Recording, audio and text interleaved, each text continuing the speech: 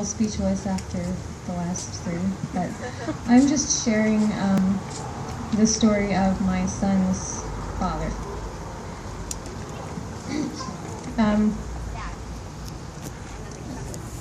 My son's father, Jared Benjamin Larson, was a hardworking, ambitious, goal-oriented person when I met him. He maintained perfect credit, maintained a brand new vehicle, had been employed with the same company for 6 years, many of the standards by which we as a society measure success.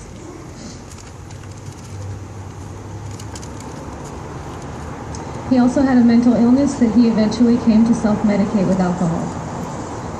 His life spiraled out of control and due largely to the inability to get the help that he needed, fueled by a society that chooses to look the other way rather than extend a helping hand, a society that builds fences as opposed to providing solutions.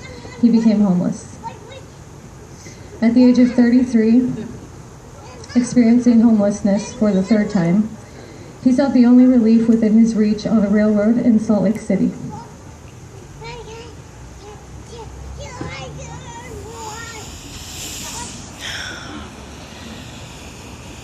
I imagine that train looked to him more merciful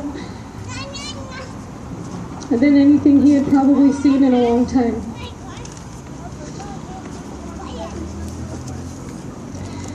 In the year preceding his death, he had called 911 4 times, asking for a ride to rehab.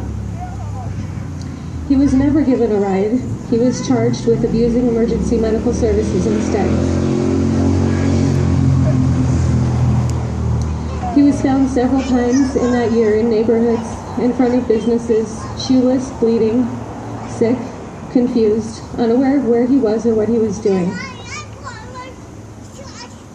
Each time the police were called, he was picked up, taken to the hospital, then released back onto the streets. The officer who first arrived on the scene the night that he died had only one thing to say to me, and that was that he was very obviously transient.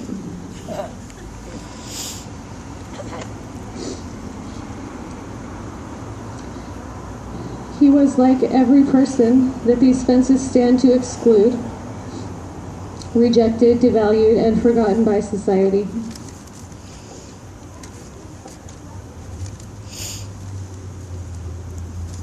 These fences are an example of the many barriers that exist between homelessness and solutions.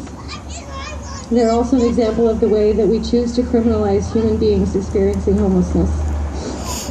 They and every other barrier that exists between homelessness and compassion, homelessness and real solutions have to be taken down. Thanks.